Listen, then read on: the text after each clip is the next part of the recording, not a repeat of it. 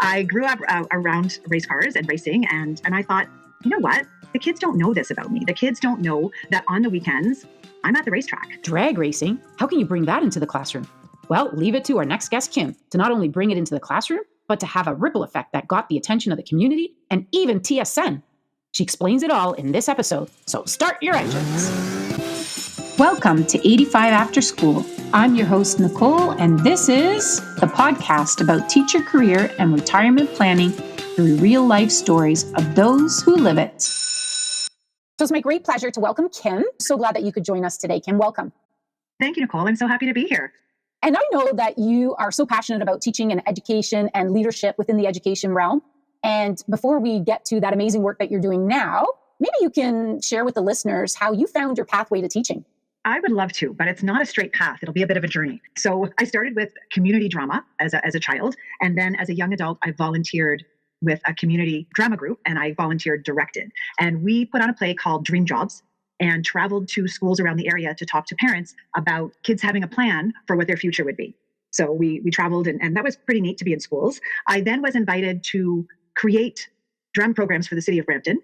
And I created 11 and wrote the curriculum, and I thought, this is kind of fun. Then I was invited to, it was called at the time Arundel College, which is now TMU, I think. And it was a summer camp for, at the time, they called them gifted students. And I designed a course called Drama Logic. So we solved problems using drama. And I was invited back there for 4 years. And I got the chance to work with a principal who said, hey, have you ever thought about teaching? Oh. So all of those little pieces came together. And I said, no, I'd never really thought about it. I didn't connect that what I was doing was teaching. And I was able to start teaching on a letter of permission because I spoke French. Right. I did supply teaching for 7 years, as many people do now. And then I thought, hey, I should probably go to teacher's college, which I did at the beginning of the 7 years. And here I am. That's an amazing journey because we often hear people saying, oh, it was a calling from when I was a child. I used to boss around my brothers and sisters and made them sit in front of, this makeshift chalkboard or whatever it may be. Yeah. But you were actually already in the throes of teaching without being conscious of the fact that you were teaching. What an amazing journey. And what a great principle to kind of tap you on the shoulder and say, have you thought about this? Mm-hmm. And did you ever get a chance to work with that principal? I didn't. No, I never did. So what an extra gift for that person to recognize within you these gifts and talents that could contribute to the education realm. So French is obviously a big bonus in this pursuit as well, as not many bilingual French-English, at least within Canada. And so you stepped into this pathway, went to teacher's college, and then how did your pathway unfold? So it started, of course, with supply teaching. And the gift of supply teaching is that you get to try everything. You get to go to every kind of school, every neighborhood, all the different jobs. So it really helped me pick before I had to pick. What did I feel more comfortable in? So that was a beautiful gift of supply teaching. I started in a very small rural school, which had 200 students, and it was a K-8 school. Wow. So there wasn't a straight grade in it. And I taught their core French, and that was beautiful, a really nice community. I taught phys ed. I was mostly a junior teacher in my career. I worked in contained behavior and DDASD programs. I was a union steward as well. And I just love that opportunity. Let's see, what else did I do? I got a chance to work in K-5 schools. I worked in middle schools. And I even got to work in a school that was a pilot program that was half Catholic, half public, all in the same building. So that was pretty interesting. And through my work with the union, I was able to become a presenter on the road. So I got to travel across Ontario presenting workshops on wellness, like on how to have a positive class energy. And so that was a great experience. Then after probably about 16 years, I became an ESL specialist and delved deeper into ESL, got to work at the board level on a steering committee, got to be we call them a resource teacher. It's where you got to go to different schools and support the principals, support their PD planning, support teachers. So that was great. And then I became a vice principal and then a principal. And I got to work in French immersion arts specialist, which was amazing. And a small community school is where I ended. So started small, ended small. Kim, it's amazing that you describe all these different roles that you were able to take on in a 30-year career. And I'm sure the listeners are wondering, did you go looking for these? Did they just pop up at the right time? Or how did you pursue kind of this pathway? Probably much like I started. I didn't really, is it bad to say I didn't have a plan? I just enjoyed things. Absolutely. I enjoyed things as I did them. And then I thought I wonder what's else. So I didn't really jump around into different things. I did a lot of thinking about how would this role look? Would I like this role? Would I be good at this role? So, I was probably a slow process. I was probably 20 years in my career before I even considered administration. So again, I just enjoyed every place that I was along the way and just tried new things. That's amazing because I often think that they say mastery is about 7 years. And when you reflect on maybe changing certain roles, even going from a grade 5 classroom to a kindergarten classroom, for example, that's perhaps the new fire that's burning to ignite that or reignite that passion. in the teaching career. Otherwise, 30 years of grade 1 could be very, I won't say it because there's people out there that have done it. Yeah, of course there is. Yeah, maybe even in the same room the whole time. But I think that's less now. Exactly. And that's not your thing, Kim. I can tell because you have so much energy and so much passion to work with people. I'm wondering, over the course of that career and having had exposure to so many different communities and schools, small and bigger, what is the most memorable or impactful event of your career? And I know it's hard to narrow down. I would say probably the biggest event. It happened early, but then it became how I moved forward. Early in my career, I had, as many of us do, a very lovely, funny, full of energy, and really challenging grade 4 class. I got swept up in I have to get everything covered, I have to do everything, and I was just really losing my joy about it. So I could feel myself questioning, like, what am I doing? Why? This isn't for me. And as a newer teacher, of course, there was another job. I tutored on Sundays and would go to my dad's house on a Sunday night for dinner. And he said to me, you need to put you back in your work. Oh. He said, that's what's missing. You're missing you. You're thinking about the textbooks and the lessons and the curriculum, and you're not in there. So, of course, I went away and I thought about that. And what I maybe haven't shared with you is that I come from a drag racing family. Oh, I know you did not share. Do share. I grew up around race cars and racing, and I thought, you know what? The kids don't know this about me. The kids don't know that on the weekends I'm at the racetrack. So I thought, okay, so how can I bring that me into the classroom? So that next weekend that we raced, there's things called time tickets where it shows like how fast you were, how fast the guy was in the other lane, how fast you were off the light. And so I went around the pits and I collected everybody's time tickets. Like, hey, would you give me your time ticket? And then what I did is I used them to teach math. Oh, I love it. So it was a lesson in like, how do you bring what you love into what you're doing? And what a great hook for the kids. Wow. Mm-hmm. And then it kind of grew a little bit. So you're talking about memorable. The local newspaper heard about what I was doing and they came and did an article on it. And then TSN had a race show and they heard about it. Wow. And they came and filmed. So that was pretty exciting for all of us. And then we ended up getting a sponsor and I was able to get a bus. I was able to get crew jackets. I was able to take the whole class and their families racing with me on the weekend. No way. So fun. So it was a really great life lesson that I carried with me for the rest of my career, in that when you start to feel like I'm losing connection, think about where you're missing from the classroom. So later on, I did rollerblading club. I did, journaling. I connected with local authors and had my students write reviews of the books that actually were featured on the back of the book when it was published. So we did a community dual language, how to use Kiss and Ride video. We had a film crew come in. So we've done find fun things, fun ways to bring yourself in. What great advice your father, who knows you so well, gave to you to find that hook or your own passion and to bring that to the surface in everything that you did in the classroom. And then it just takes on a life on its own. And when you project all that positivity and engagement, it is a snowball effect, isn't it, Kim? It is. Yeah. And it's possible at any stage, at any time, in any scope, small, big, it's possible. That's amazing. How lucky those kids were too. Have you ever heard anything back from those kids now that they're grown up? I haven't. I moved around a lot. So, school to school, city to city. So, I hope that holds a good place in their hearts. Oh, I'm positive. They are talking about this back in whatever grade that they were in. They're talking about that story. Extremely memorable for you, but also for the students and the community and the parents involved in that. That's amazing. Lots of memorable moments that we can also laugh about, Kim. I know there's one about a student that you had a long time ago and a certain incident with a school bus. Would you mind sharing that with the listeners? Yes, this story became a family favorite. So we were at a school that was new. And so students from other schools were now brought to this school. And one day, bus 2 was late. And as the other kids were rolling in, they said, hold attendance, bus 2 is late. And as the kids started to roll in, they're like, Miss Johnston, it was Joe. It's not Joe, but it's Joe's fault. I'm like, okay. So, the kids all roll in and they're rolling their eyes and in walks Joe. And he's like, yeah, it was me. And I'm like, okay. And at the time it was new, but we had like phones in the classroom. And when the office rang, it was like 500 would show up on the phone. And he looked at the phone because his desk was near there and he goes, oh, that's for me. Like the character.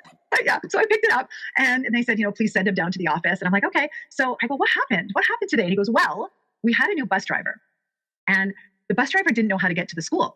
So I gave him directions to our old school. I said, you know what? You're probably going to be in trouble, but I think that's brilliant. And we're totally going to use it for your social studies. That is geography and creative thinking. And so I loved it. I love it. You never just know what's going to happen in a classroom and you just have to go with it. Absolutely. And you know what? It's those moments where the kids are, it's misbehavior, but it's brilliant at the same time. And you feel almost bad for punishing. Wherever you are right now as an adult, you had a beautiful start. Yeah. Amazing. I love that story. Now, with all that passion you had in your career, it didn't stop you once you retired, because I know you are one busy person, even though you are technically retired, right, Kim? I am technically retired. I don't know that I'm doing a good job of retiring, but that's okay. I've supported, I guess I've been retired for a couple of years now, but I never felt like I was done. So I do go back in, we call it casual supply, where I'm the visiting principal or vice principal in schools. And I've had the pleasure to support about 10 schools so far. So it's been a lot of fun and sometimes quite adventurous, as you can imagine. And I also started a business to give back to teachers and administrators in a different way. So I pivoted to go from principal to entrepreneur. So there's been a lot of learning. I love that, Kim. Maybe you can talk a little bit about what you're doing now as an entrepreneur. Sure. When I thought about my career and what I had done, I really thought about what did I love the most? What did I love the most? Gave me the most joy? And for me, it was working with teachers. I was so grateful that I got to work with teachers and other administrators to help them see what they're really good at, to help them troubleshoot any, roadblocks that are in their way, and to see that growth and that spark. Like for me, that's a joy moment. So I thought, I wonder if I could start a business, and that's what I do for people. And so I became a certified coach. I learned all, official coaching skills, and I opened a business and I did a business course. And so now I work with principals, I work with vice principals, I work with teachers at all stages of their career, just to sort of be that personalized, private help that they need or support or just that ear. It comes in a lot of different forms, but that's what I do. I call the business Recess Coaching and Consulting because recess is fun. And I feel like we can put fun a little bit in the whole day. Kim, I love this name that you have for your consulting business, Recess Coaching and Consulting. And you've described a little bit about the work that you've done. If somebody's interested in seeking your services, can you maybe explain some of the work that you've been doing recently? Sure. I'm working, with principal, vice principal who's becoming an acting principal, and a teacher as well, who is not a new teacher, but did a big pivot of what the person is teaching right now. So for instance, one of the teachers that I'm working with felt very much that even though they keep asking for specific professional development that will help them better meet the needs of their students and better understand all the new curriculum to just take everything and make it work for them in their unique situation, that the professional development is not available for a specific need. So the board, of course, has board goals and the school has school goals, and the professional development that happens is very tailored to that. Right? And not tailored to the specific needs of a person. So if a person is changing grades, if a person is teaching a new curriculum, if a person has new needs in their class that they haven't faced before, that's something that the consulting can really work with. It is ironic that we in the education system have to differentiate for students, yet we don't differentiate for professional development offerings for our teachers, for them to grow and actually avoid burnout, because now they feel they're feeding their own learning needs, right? Absolutely. It's just in time learning for just what you need when you need it. And because it's personalized, because we just do our sessions together, it's also at a pace that makes sense. And it's also at a comforting level where it's like, no, I don't want to go this way. And we can pivot together the whole way. Oh, I thought I wanted this, but now I want to go more over here. So the first thing we do, if people reach out to me and we have an initial talk and it's free, we just chat just to find out, is it more consulting that we want to do, or is it more coaching, just to know where to start? Because coaching is sort of reframing problems and finding the solutions yourself, giving yourself that gift of time and a really good listener to figure out what we really need to solve. Or is it consulting that you want some strategies and you're just, you don't know where to turn, or like you say, you don't want to admit it. So that's, we start out by figuring out what's best for you and then figuring out a plan. And then you pick your times and we work at your schedule, at your time, virtually. So it's very comfortable at your pace. So you guide the journey. What a great way to tailor their own individual life in a setting where it doesn't feel political or threatened because you're completely removed from that world. Absolutely. So if somebody was interested in contacting you, Kim, how would they do that? There's a few ways. I do have an Instagram account as I'm learning social media. That's Recess Coaching and Consulting. I am on LinkedIn under my name, Kimberly Johnston. So you could reach out that way. Also, I have a website, recesscoachingandconsulting.ca. And there's lots of ways that you can connect with me on the website. There's a book a free consultation. My email is on the website. There's lots of different ways for you to reach out. And if, there's no pressure. It's just, we start out with just, is this for you? Will this work for what you need? We will put all that contact information in the show notes as well. So for anyone listening that wants to get a hold of Kim, go into the show notes and you will see her contact information there. So this business is keeping you very busy. And I know that you're also doing this step into supply vice principal or principal leadership role at the school, which is also keeping you very busy. Are you still drag racing? Is that still one of your passions? No, I'm not. No, it's not. I'm a responsible, speed-abiding person at this time. Interesting, just a long time ago, when we did that drag racing program, I didn't know it, but that was my dad's last racing season. He passed away very suddenly. Oh, wow. I'm sorry. So yes. So it was such a gift for me to be able to do that with him. Well, I am glad. I'm happy for you that you have that as a keepsake for sure. And to know that spark to bring that into your classroom came from your dad. What a gift, I would say, for sure. Yeah. Now, I know that you still kind of have a foot in the door and you still really have a community that you're supporting, paying it forward. But I'm wondering, is there anything you actually miss about teaching or working full-time in the education K-12 system? Yes. And you don't know what you're going to miss until you miss it. Absolutely.